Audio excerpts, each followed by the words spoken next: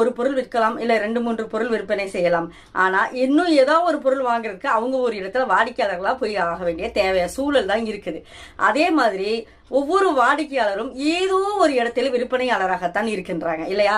ஒன்று அவங்க கலையை விற்பனை செய்யலாம், இல்ல திறமையை விற்பனை செய்யலாம், இல்ல ஏதோ ஒரு தொழிலாக வியாபாரம் செய்யலாம், என்ன வேணா செஞ்சிருக்கலாம். ஆக இன்றைய காலகட்டத்தில் இன்றைய சூழலில் தேவைப்படுவது, இன்றைய சூழலில் யார் புத்திசாலித்தனமாக இருக்கணும், வியாபாரிகளா வாடிக்கையாளர்களா அப்படிங்கறதுதான் கேள்வி. அப்படி பாத்தீங்கன்னா ஒவ்வொரு நபரும் வியாபாரிகளாகவும் இருக்கின்றோம், வாடிக்கையாளர்களாகவும் இருக்கின்றோம்.